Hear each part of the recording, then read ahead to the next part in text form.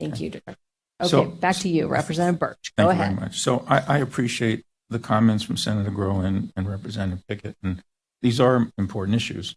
And I'm not an expert in all the intricacies of, actually who's paying for what when we look at these Medicaid dollars, how much of that is federal money, how much of that is our money, reasons for why it's so high. I've seen reports about, medical costs going up, coverage for, more catastrophic type illnesses, which is dramatically increased.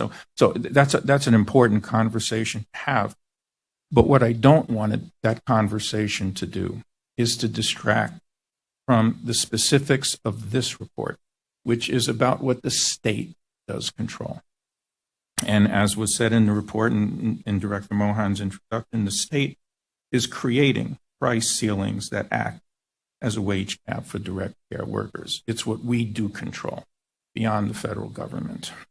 And, when I hear that we're paying $14.16 an hour, to put that in context, what we're saying is that cooking a hamburger is valued more than paying a caregiver in Idaho.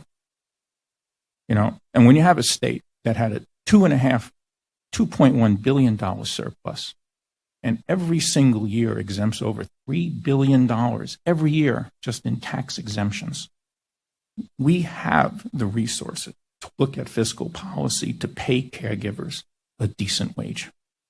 And this report makes it very clear that this is the number one recommendation that we are being asked to do. So I will tell you the most disappointing part of this report for me was the letter from the governor and from the Department of Health and Welfare, because the governor's letter makes absolutely no mention of what we pay caregivers, focuses instead on training workers, which is important, but it's not the number one problem we have.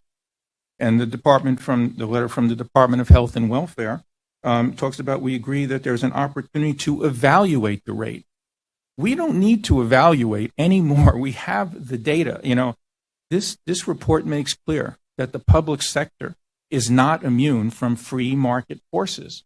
And the people who are skilled in this job are leaving probably to flip hamburgers to make more money to pay their own expenses for their own family. We don't need more strategy. And to know that we need to increase what we pay caregivers to the extent that the state controls it. So all these other issues are important, but let's not let us address this fundamental issue that we are behind, as was mentioned, in terms of keeping up with wage increases, whether it's inflation and free market forces. I mean, we could easily justify from the information in this report right now to give caregivers a $3 to $4 an hour wage increase. And then you can still do all your analysis about planning for the future and so forth, and doing all your analysis with different wages and job classifications. But let's stop shortchanging the people who need this care and the people in this room today. So Representative Birch, thank you so much for that. I'm sure that, okay, I know you all, I know we don't do that in committee. I'm sorry, but thank you.